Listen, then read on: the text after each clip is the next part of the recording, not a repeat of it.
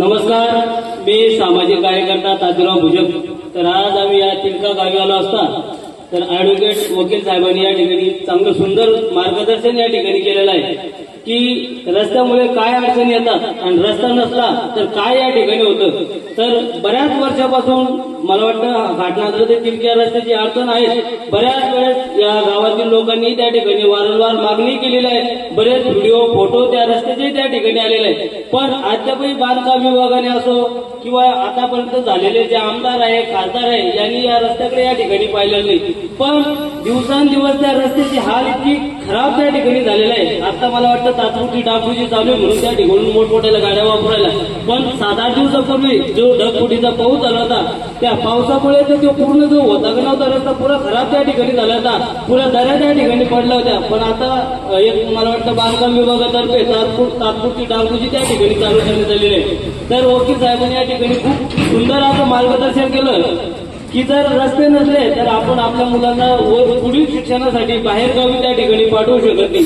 कारण काय, रस्ते बरोबर नसल्यामुळे गाड्याच्या सुविधा त्या ठिकाणी उपलब्ध नसतील.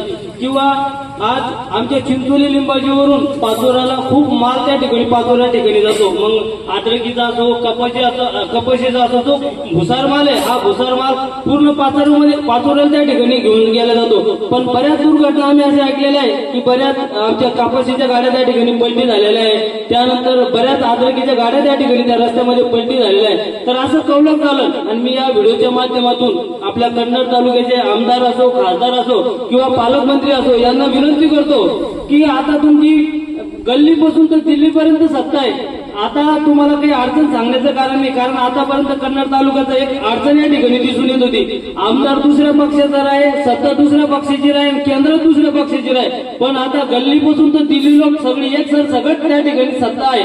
तर आपण या तिडका जो घाटनागर ते तिडका या तिडक्याचं जे 8 ते 10 किलोमीटर रस्त्याचं काम आहे आपण या ठिकाणी करण्यात यावं. आणि आज मला या ठिकाणी सर्व कारण त्याला भाषण करत असताना जरी गर्दी नसली पण कमी को आहे ना पण ते दर्दी लोक या ठिकाणी पाहिजे. तर हे सर्व दर्दी लोक आज या ठिकाणी आमचा शब्द या ठिकाणी ऐकून घेत आहे. आणि मी आजच्या या तिडक्या गावी आलो असता तर मी या सर्व नागरिकांना सांगू इच्छितो की राजकारण येत राहील जात राहील. काही राजकारणी लोक येतात आपल्यामध्ये भांडणं लावून जातात. कोणी म्हणतं मी या पक्षाचा, कोणी म्हणतं मी त्या पक्षाचा. पण मित्रांनो ज्याही वेळेस आपल्यावर संकट येतं तर कोणता आमदार खासदार आपल्याला त्या ठिकाणी काम येत नाही. आज जर या काकाचं दुकान लागला तर हा मामू त्यांच्या मदतीने त्या ठिकाणी जाणार आहे. जर या मामूचं दुकान लागला तर हा जेबी वाले त्यांच्या घरी या ठिकाणी मदतीला येणार आहे. तर सांगायचं तात्पर्य असं कोणत्याही राजकारणाच्या भूल तापीला त्या ठिकाणी बळी पडू नका. कारण मानवता हाच मोठा धर्म आहे. कारण हे बरेच यांचा एक राजकीय स्टंट असतो की लोकांना जातीभेद करून त्या ठिकाणी मतदान घेणं असतं. आमदार खासदार त्या ठिकाणी होण्यासाठी त्यांचा एक स्टंट बाजी असतो. पण आता नागरिक सुशिक्षित झालेला आहे. लोकांना या राजकीय लोकांचा डावपेच कळतो म्हणून हे लोक भूल तापाने या ठिकाणी बळी पडत नाही. आणि आज मला या तिलका गावीमध्ये आलो असता सर्व धर्म समभाव या ठिकाणी दिसून आले. एकदम गुन्हा गोविंदाने आनंदात या ठिकाणी हे लोक राहतात. फक्त एक विकासाचं कामच या ठिकाणी थोडी कमतरता मला या ठिकाणी जाणवली. पण मी या व्हिडिओच्या माध्यमातून आपल्या ग्रामपंचायत मधील सरपंच असो, उपसरपंच असो, पोलीस पाटील असो किंवा राजकीय पुढारी असो किंवा सामाजिक कार्यकर्ते असो यांना एक विनंती करतो की तुम्ही तुमच्या तिडक्या गावासाठी असो किंवा कोणतीही शासकीय अडचण असली तर तुम्ही त्याचा कागदोपत्री व्यवहार करा, त्याला निवेदन द्या. निवेदनाच्या माध्यमातून त्या अडचणी दूर करा. जर त्या अडचणी दूर होत नसेल तर अरे जरांगे पाटलांना पुरं भारत हलवून टाकणारा उपोषणाची ही लोकशाही आपल्या भारत देशात. आणि या लोकशाहीच्या माध्यमातून आपण आपला अधिकार हक्क मागण्याचा आपल्याला डॉक्टर बाबासाहेब आंबेडकर यांच्या घटनेने या ठिकाणी दिलेला आहे. तर कोण आपल्याला वाटतं की नको बाबा आपण गरीब आहे आणि आपण काय या लोकांच्या भानगडीत पडा असं कोणच या ठिकाणी हे करायचं नाही. कारण आपल्या भारत देशाचा राजा कोण माहिती तुम्हाला? मतदार आहे. जर तो एखाद्याला झाडावर नव्हतं तर खाली आपटण्याची ताकद सुद्धा त्या मतदानामध्ये. तर आपण कोणी असं समजायचं नाही की बाबा आपण लहान आहे गरीब आहे श्रीमंत.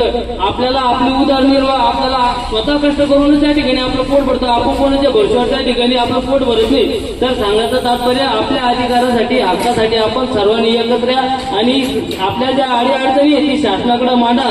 जोपर्यंत तुम्ही मांडणार नाही तोपर्यंत तुम्हाला त्या ठिकाणी काहीच मिळणार नाही. करावी, कारण एखादा मुलगाही त्या ठिकाणी रडत असला, जेव्हा वेळेस तो रडतो त्यावेळेसच आई त्याला त्या ठिकाणी दूध पाजते.